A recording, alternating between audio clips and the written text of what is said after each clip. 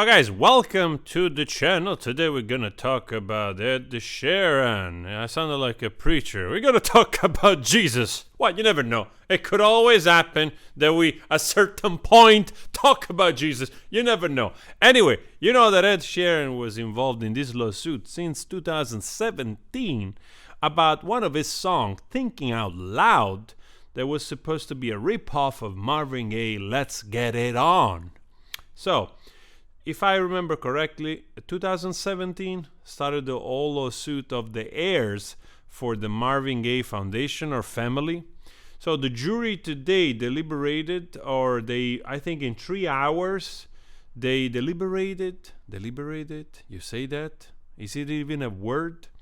And, came to the conclusion that Ed Sheeran did not infringe on the copyright of the song. So we make it very short here. I had, of course, as a musician myself, my own thoughts about this, because can you copyright chords? There are literally thousands and thousands and thousands of songs made with the same chord progression. That's just how it is. And even though, some songs, they sound similar, that's also the nature of it. Sometimes on a certain chord progression with a certain rhythm, in a certain time, you maybe tend to do a certain melody. Sooner or later, a melody is going to look like a little bit of another. And I'm pretty sure a lot of time people don't do it in purpose, because sometimes there is also let's say, an affinity between what you hear and what you want to reproduce with your mouth, with humming or creating a melody. So sometimes, even though you've not been exposed to a song, for instance, you might get closer in the neighborhood or whatever, yet it's your own song. There is, in my opinion, a lot of nuances there. The heirs of Marvin Gaye, they said that, they were trying to protect the legacy of the father, and I understand that. But at the same time, you just cannot go after people that, they're doing their thing. And to me, I listen to the songs, there are similarities, but again, the chord progression, it's like you can do the same thing probably with another 100 songs or 50 songs, and it will, sound similar. First of all, I think yesterday, right? Before we go there, yesterday, Ed Sheeran said something like he was ready to quit music if he was found guilty. Because he said something like, if you put so much effort into this and then you have to be basically diminished by say a sort of verdict like that, that says like you're not good, basically, that you're just ripping off other people's music, then I'm just gonna give up. I'm just gonna put the guitar on the wall or something. Luckily for him, those words did not age well for the positive, because the jury decided that he did not infringe on anything. Ed Sheeran trial goes into deliberation after judge tells jury independent creation is a complete defense.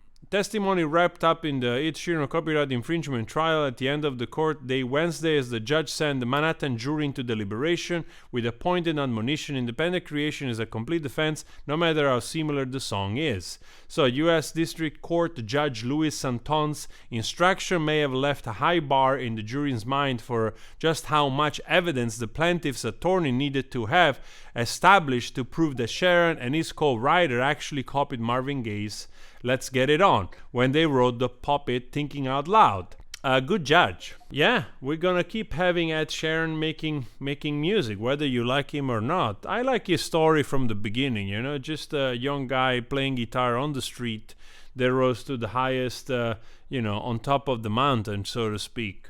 And again, this type of thing will happen again. And I tell you another thing, there is a strange thing about some of those, let's say, heirs of famous music artists of the past, musical artists of the past, to keep so much control on the music. Sometimes they do a disservice to it. I see all the time things happening, like also with Jimi Hendrix. You cannot make a reaction, you get blocked. You cannot share a clip. And all of this because, of course, they want to just control the flow of money, even though nowadays, you put a video on YouTube, you get copyright claimed, and the money go to the record label. So then you have to find out what kind of relationship the record label has with the heirs, how they share. But then, it's not your problem. What I think is, by doing all this sort of controlling, we want to protect the legacy of our father Marvin Gaye, but the music doesn't get shared anymore. And in a gigantic library of things, if nobody advertise this stuff in one way or another, young people watch less TV.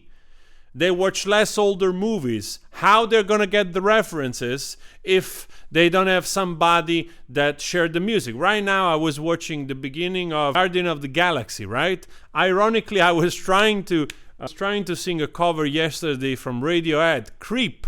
Right? It's a little bit difficult, that song, for me in terms of range, especially in the high. And then I listened to the movie beginning, and there is an acoustic version of "Creep." Right? So I thought, wow, I gotta do this because this song is gonna have a comeback.